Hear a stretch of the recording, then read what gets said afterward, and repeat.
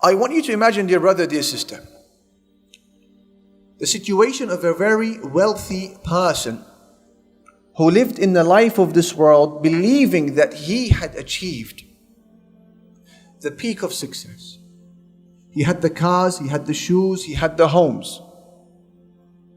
And then on the day of judgment, when he sees the reality of the hereafter, and he sees humanity coming out of their graves, and he sees the books of deeds being thrown about in the heavens, people receiving them in their right or left hand.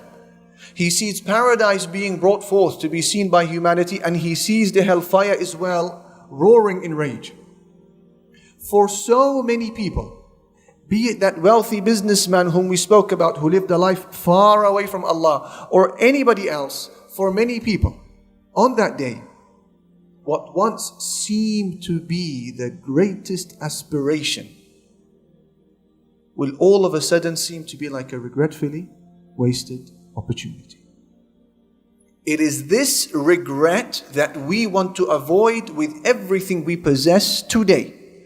There isn't anything worse than meeting Allah Almighty, only then to realize that you had lived for the wrong objective in life. So many people, dear brothers and sisters, have passed away. And now that they have died and seen the realities of the other side, they wish that somebody who is still alive could plant a tree in their name, or build an orphanage on their behalf, or carry out some sort of good deed and perhaps gift the benefit of that good deed to them now that they have died and their books have come to a close. We don't want to be like that person, do we?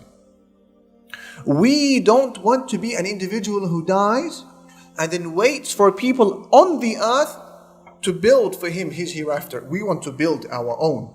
We want to take control of our destiny by the permission of Allah Jalla Jalaluhu and do something about it. We want to be active Muslims.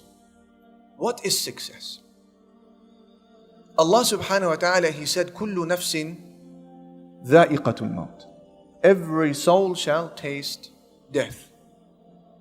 وَإِنَّمَا تُوَفَّوْنَ أُجُورَكُمْ يَوْمَ الْقِيَامَةِ. And it is on the day of judgment that you're going to receive your wages in full. Listen carefully. Allah is about to give you and I the definition of success now.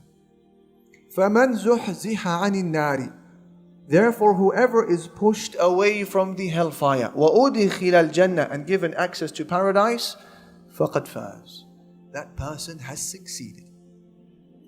According to Allah Almighty, that is your definition of success. وَمَا الْحَيَاةُ الدُّنْيَا إِلَّا مَتَاعُ الْغُرُورِ. Allah says, and what is the life of this world other than the joys of deception? What does that mean? It essentially means that every worldly success today that does not lead me to paradise and push me away from the hellfire, then this is not success, this is failure, even if people call it success.